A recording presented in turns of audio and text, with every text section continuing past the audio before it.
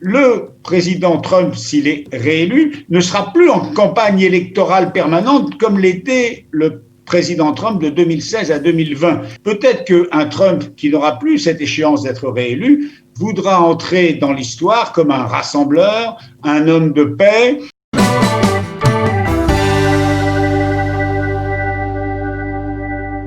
Michel Taubman, bonjour Boker Tov. Boker Tov, Daniel. Merci d'être avec nous ce matin en cette matinée importante pour l'histoire des États-Unis. Nous ne connaissons pas encore le résultat. Pour l'instant, on a le sentiment que les deux candidats crient victoire, plus ou moins officiellement. Donald Trump est un petit peu à la traîne par rapport à Joe Biden au niveau des grands électeurs. 234 apparemment pour l'instant, selon les informations de la chaîne N12, de la chaîne 12 de la télévision israélienne. 234 grands électeurs pour Joe Biden. 214 pour Donald Trump. Alors, première appréciation, vous avez un sentiment, un feeling que c'est Biden qui va l'emporter ou vous pensez que Trump peut encore faire la surprise ce matin ? Mais écoutez, moi je ne me permettrai pas de faire des pronostics. Je crois que la situation est quand même... La situation n'est pas si inattendue que ça. Vous savez, on a cessé de dire depuis une semaine que les sondages étaient globalement favorables à Biden, plus encore qu'il n'était favorable à Hillary Clinton en 2016, mais qu'il ne fallait pas se fier aux sondages. Donc, ce qui est clair aujourd'hui, c'est qu'il n'y a pas de vague, il n'y a pas de raz-de-marée en faveur des démocrates, oui. Contrairement à ce que les démocrates espéraient et à ce qu'annonçaient les sondages sur le plan national, que Trump ne s'est pas effondré, que le résultat est incertain, mais c'est surtout que ça risque de prendre plusieurs jours, voire plusieurs semaines, et que peut-être, comme en 2000, vous vous souvenez, il a fallu attendre plusieurs semaines avant de connaître l'élection de George Bush fils face à Al Gore, ce sont peut-être les tribunaux qui finalement départageront les deux candidats, les deux adversaires. Le problème, c'est que la situation est beaucoup plus tendue qu'en 2000 et qu'il n'y a apparemment pas de confiance entre l'un et l'autre et que les deux discours qui ont été tenus par Biden et par Trump sont assez intéressants. Biden il a pris l'avantage en parlant le premier. Il n'a pas proclamé sa victoire, il a été prudent, mais il a dit que la situation était favorable et qu'il fallait attendre quelques jours, sous-entendu les votes par correspondance qui devraient lui être favorables, mais il a surtout dit ce n'est pas à un candidat, quel qu'il soit, de proclamer sa victoire, c'est au peuple américain. Donc il s'en est remis au peuple américain, ce qui est plutôt intelligent de sa part. Trump lui a aussitôt réagi en mettant en cause déjà les votes qui vont arriver par correspondance dans les jours qui viennent, qui vont être dépouillés par correspondance, les votes par correspondance qui vont être dépouillés dans les jours qui viennent et qui pourraient inverser la tendance, c'est-à-dire qu'on peut avoir à la fin de la nuit américaine ou dans la journée en Israël et en France un Trump vainqueur de justesse, mais on peut avoir des votes par correspondance qui vont inverser ce résultat. Et donc, on va avoir un imbroglio juridique, politique et peut-être même dans la rue, puisque là, jamais l'Amérique n'a été autant divisée. Et c'est ça surtout qui est très inquiétant. Alors, ça repose d'une certaine manière le problème de ces élections, de ce système électoral américain. On parle souvent du système électoral défaillant du côté israélien, mais aux États-Unis, il faut bien avouer, en tout cas, si on se réfère à ce qui s'est passé en 2016, vous le parliez de 2000, qu'il y a de plus en plus d'élections, des élections présidentielles serrées, et que lorsque ces élections sont serrées, on a du mal à s'en sortir, on a du mal à voir une véritable décision sur le plan démocratique. Même ceux qui, du côté des démocrates, en 2016, avaient dit que Trump, finalement, n'avait pas obtenu la majorité. C'était vrai, au niveau du nombre des voix. Finalement, c'est un système un peu bancal, n'est-ce pas ? Alors, vous savez, c'est assez étonnant parce qu'effectivement, Hillary Clinton avait obtenu 3 millions de voix de plus que Donald Trump en 2016. Donc, elle avait gagné le suffrage populaire. Si ça avait été en France, elle aurait été élue présidente.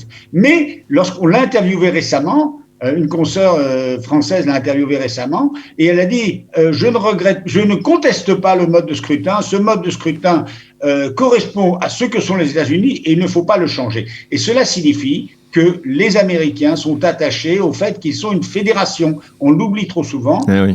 On dit les États-Unis ou l'Amérique, mais ce sont 50 États fédérés. C'est là que ça s'exprime.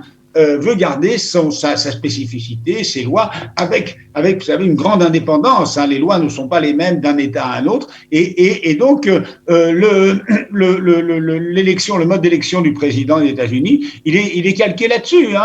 Vous savez, s'il y avait un président des États-Unis d'Europe, il serait élu par des représentants français, beaucoup de représentants français parce que la France est très peuplée, peu de représentants belges, etc. Et puis peut-être que on aurait à la fin un président des États-Unis d'Europe qui serait minoritaire sur l'ensemble du collège électoral européen. C'est comme ça. Et puis il n'y a pas de mode de scrutin juste, vous savez, ou parfait. Regardez en Grande-Bretagne, c'est le mode de scrutin pour les législatives, c'est le mode de scrutin majoritaire à un tour, et donc en général, le parti qui rafle l'immense majorité des sièges, c'est un parti qui a 40-42% des voix. En France, le mode de scrutin français, il est aussi contesté parce que quelqu'un qui a au premier tour 25% des voix peut avoir, comme c'était le cas d'Emmanuel Macron, mais de François Hollande ou de Sarkozy, 25, 28, 30% des voix, peut avoir 50, 55, 60% des voix au deuxième tour. Donc, un mode de scrutin n'est pas forcément juste, mais il faut des règles du jeu, et ces règles du jeu sont selon les pays, sont adaptées, acceptées, jusqu'au jour où le peuple ne les acceptera plus. Alors, peut-être qu'après cette élection marquera peut-être une rupture, car il y a vraiment là des deux côtés, il y a deux Amériques irréconciliables, et peut-être que les perdants demanderont un changement de mode de scrutin, mais ce n'est pas le cas pour l'instant aux États-Unis. Alors, Michel, je voudrais que l'on se focalise, puisqu'on est en direct de Jérusalem, que l'on se focalise sur la relation entre Israël et les États-Unis. Alors, on va, bien entendu, on ne va pas faire de plan sur la comète, mais on a le sentiment que l'élection de Joe Biden risque de poser un problème politique et diplomatique à Benjamin Netanyahou, qui s'était engagé, on va dire, corps et âme en faveur de Donald Trump, même si ces dernières semaines il a été plus prudent. Et on a l'habitude de dire qu'une réélection de Donald Trump, serait une grande une victoire aussi pour Israël, et que le président poursuivrait sa politique pro-israélienne pendant son second mandat. Est-ce qu'il n'y a pas une deuxième lecture de ce qui peut se passer en fonction de l'élection, une lecture, on va dire, totalement inversée, c'est-à-dire que Donald Trump, dans un premier lorsqu'il est réélu, s'il devait être réélu, il pourrait finalement être bien moins favorable à Israël et donner une chance aux Palestiniens, alors que de l'autre côté, Joe Biden, peut-être prend conscience que grâce à ce mandat de Donald Trump, les choses ont changé au Moyen-Orient, comme on l'a vu avec les Émirats. Vous pensez... Alors, c'est très juste ce que vous dites, Daniel. Je partage votre préoccupation. Simplement, je pense que nous sommes aujourd'hui dans une situation qui est imprévisible.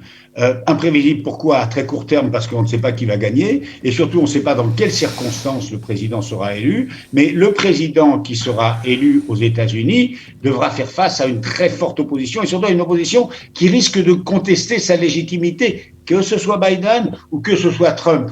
Donc il n'aura pas forcément les coudées franches. Attendons aussi de voir les résultats des votes pour le Congrès et de savoir s'il a un Congrès qui lui est favorable ou défavorable. Donc tout ça est incertain. Donc, et l'autre chose, et là-dessus je vous rejoins, c'est que je rejoins votre préoccupation, c'est qu'un deuxième mandat n'est pas un premier mandat. Vous savez, aux États-Unis, on ne peut pas faire plus de 2 mandats.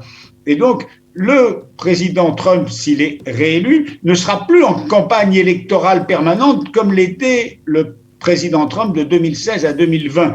Et on a vu que le Trump de 2016 à 2020 a été extrêmement disruptif, il a été extrêmement provocateur, il a pris des décisions radicales. Peut-être qu'un Trump qui n'aura plus cette échéance d'être réélu voudra entrer dans l'histoire comme un rassembleur, un homme de paix, un pacificateur, et il a été déjà extrêmement surprenant par rapport à la Corée du Nord, sans résultat malheureusement, en tendant la main au pire ennemi de l'Amérique.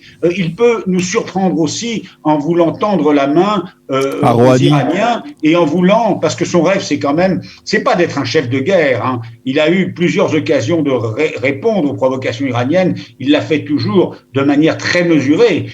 Trump, verbalement, il est très, très agité, très provocateur, mais sur le plan concret, il n'a déclenché aucune guerre durant son premier mandat. Il a plutôt tendance à se retirer du Moyen-Orient. Donc, le Trump numéro 2 peut nous surprendre de ce point de vue-là en disant, en parlant de Rouhani comme son nouvel ami ou du successeur de Rouhani, puisqu'il y aura des élections en Iran, comme il a parlé du dictateur nord-coréen. Donc on peut avoir effectivement des surprises, il peut aussi tendre la main aux Palestiniens, mais en fait, il est totalement imprévisible.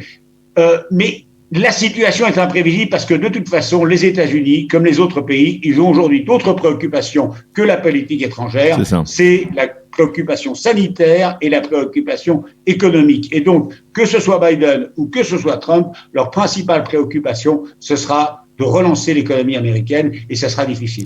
Est-ce que vous pensez, parce qu'on sait ce que l'on a avec Trump, mais on ne sait pas vraiment ce que l'on a aujourd'hui, si Joe Biden devait être élu, du côté des démocrates. Aujourd'hui, le Parti démocrate, c'est un parti, on va dire, accordéon, dans lequel on peut trouver des gens, on va dire, la tendance centriste, celle de Joe Biden, qui, par rapport à Israël, encore une fois, je me positionne par rapport à Israël, c'est-à-dire qui soutient Israël, mais qui ne partage pas la politique de Donald Trump. Et puis il y a à la gauche, voire l'extrême gauche, il y a, on va dire, des élus qui sont, on va dire, viscéralement anti-israéliens. Quelle est la tendance qui peut dominer si Joe Biden entre à la Maison Blanche, à votre avis? Écoutez, a priori, c'est quand même la tendance qui a toujours été celle du Parti démocrate depuis que le monde est monde, en tout cas depuis l'existence d'Israël. C'est l'amitié avec, plutôt pas les premières années, mais depuis, disons, une cinquantaine d'années, c'est un lien très fort avec Israël, un lien indéfectible avec Israël, c'est la position de Joe Biden, c'est la position d'Hillary Clinton, de Bill Clinton, et c'est la position centrale du Parti démocrate. Et de toute façon, Joe Biden, s'il est élu, il devra être un président rassembleur, un président du centre, il devra s'adresser aussi à l'électorat de droite pour, disons, isoler l'extrême droite et rassembler aussi les républicains modérés. Donc, il y aura certainement des infléchissements dans le discours, c'est-à-dire qu'il va dire, il va s'adresser aux Palestiniens, il va dire il faut ouvrir des négociations avec les Palestiniens, il dira aussi il faut pas de nouvelles implantations ou limiter les implantations, pas de nouvelles annexions, etc. Mais Trump n'a pas autorisé finalement les annexions par Israël, hein, mais en même temps, d'abord, ça ne sera pas la préoccupation essentielle de Joe Biden, mais ce qui est fait, et par exemple, ce qui a été fait sous Trump est quasiment irréversible. L'ambassade des États-Unis à Jérusalem, les démocrates sont d'accord, les démocrates ont toujours été d'accord, sauf qu'ils ne l'avaient pas fait. Ils ne vont pas défaire ce qui a été fait par Trump. Les accords d'Abraham, les démocrates ne sont pas contre, ils ne vont pas les défaire. Ce qui risque de changer, c'est évidemment la volonté de revenir à un accord avec les Iraniens. Le seul problème, c'est que Trump est sorti de l'accord en 2018, mais les Iraniens en sont sortis aussi depuis 2019, et que de ce point de vue-là, même si Biden, et je pense que ça ne sera vraiment pas sa priorité, puisque la priorité sera l'économie, même si Biden disait il faut revenir à l'accord de 2015, etc., ce qu'il dira peut-être, les Iraniens ne veulent plus aujourd'hui. On a franchi un point de non-retour. Les Iraniens se sont rapprochés des Chinois. Ils envisagent ils sont en train de négocier un partenariat de 25 ans avec la Chine. Les entreprises européennes ne reviendront pas en Iran. Donc, les bases d'un nouvel accord sur le nucléaire sont aujourd'hui difficiles. On ne reviendra pas en arrière. Il faudra de toute façon, quand même, faire en sorte que l'Iran n'ait pas l'arme atomique. Mais vous savez, les démocrates comme les républicains ne souhaitent pas que l'Iran ait l'arme atomique. Donc, je pense que beaucoup de choses nous échappent. Beaucoup de choses dépendent d'abord de ce qui va se passer dans les prochaines semaines, c'est-à-dire est-ce qu'il va y avoir un vainqueur de la présidentielle qui sera plus ou moins accepté, ou est-ce qu'il sera contesté, y compris dans la rue, devant les tribunaux, bien sûr, mais peut-être même dans la rue, avec des violences. Et donc, quel sera ce président qui sortira des urnes et qui sortira des tribunaux, peut-être dans quelques semaines.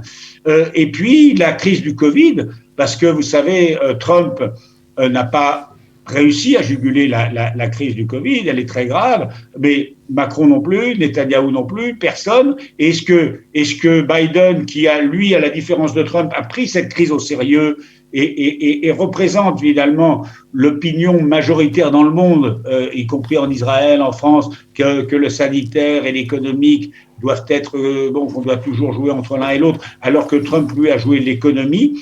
Est-ce que Biden va juguler la crise du Covid alors qu'il n'y a pas de vaccin? Est-ce qu'il va pouvoir relancer l'économie? Donc, il y a beaucoup d'incertitudes. Et c'est aussi ça, c'est aussi de cela que dépendra l'attitude des Américains avec Israël. Mais il y a des choses irréversibles qui ont été faites, peut-être pas par Trump, mais sous Trump, mais sous Trump, en tout cas. Et par Trump aussi, mais par exemple, je pense que les accords d'Abraham, c'est quand même quelque chose dont finalement les Israéliens, qui se serait fait de toute façon, qui se serait fait parce que les Israéliens et les Arabes sont depuis longtemps dans une position de rapprochement, dans une dynamique de rapprochement face à l'Iran, qui a été évidemment facilitée par Trump. Ça, on ne reviendra pas en arrière. On ne reviendra pas en arrière sur l'ambassade à Jérusalem. Il y aura évidemment un discours plus conciliant avec les Palestiniens. On leur demandera de revenir à la table de négociation. Biden rencontrera peut-être Mahmoud Abbas. Mais finalement, est-ce que c'est une mauvaise chose pour Israël que les Palestiniens reviennent dans une... En tout cas, que l'autorité palestinienne revienne à des paroles plus conciliantes et disent on veut négocier, etc. Mais on négociera dans le cadre qui existe aujourd'hui et on ne va pas revenir à des choses qui de toute façon ont échoué et qui n'existent plus. Alors, une dernière question, il nous reste une minute, un petit peu plus qu'une minute, Michel, et je voudrais revenir sur le cadre plus général. Joe Biden, on a dit que s'il était élu, ça serait le plus vieux président des États-Unis de 78 ans, mais Donald Trump n'est pas loin derrière, il a 74 ans. C'est-à-dire, qu'est-ce que l'on peut en dire? Est-ce que c'est la preuve d'une crise de leadership aux États-Unis où on voit que finalement, des jeunes de la génération d'en dessous, même 2 générations en dessous de ces leaders, ne parviennent pas à se frayer un chemin vers la Maison Blanche? Écoutez, c'est peut-être la chose finalement la plus inquiétante et qui peut faire consensus. C'est l'incapacité de la société américaine à produire de nouveaux candidats et de nouveaux présidents, et notamment du Parti démocrate. Le Parti démocrate, même il peut gagner l'élection aujourd'hui, comme le Parti socialiste a gagné l'élection contre Sarkozy en France en 2012 avec François Hollande, une élection de rejet. Mais le Parti démocrate, comme l'ensemble des gauches dans le monde occidental, traverse une crise extrêmement grave, une crise d'identité qui se manifeste d'ailleurs par l'émergence de courants radicaux, de courants qu'on pourrait qualifier d'indigénistes ou en Europe, des courants extrêmement radicaux qui n'existaient pas dans le Parti démocrate jusqu'à présent. Donc il y a une crise très forte. Et ce Parti démocrate qui a produit des jeunes présidents, Kennedy, Bill Clinton, Barack Obama, des présidents avec des personnalités extrêmement fortes, extrêmement novatrices, etc., est aujourd'hui incapable de présenter un autre candidat que cet homme de 78 ans, dont on dit que humainement, c'est un homme de qualité, un homme compassionnel, et dont on dit qu'il a effectivement une très grande expérience politique, mais qui a 78 ans. Et Trump, qui a 74 ans, n'est pas non plus un jeune homme. Alors la seule chose positive pour des gens comme vous et moi, Daniel, c'est de nous dire que finalement, si on était américain, on serait bien trop jeune pour faire de la politique et qu'on pourrait peut-être représenter l'avenir. Et ça, c'est une plaisanterie, une plaisanterie matinale. Mais sérieusement, c'est inquiétant sur ce que cela nous dit de l'Amérique et de sa classe politique.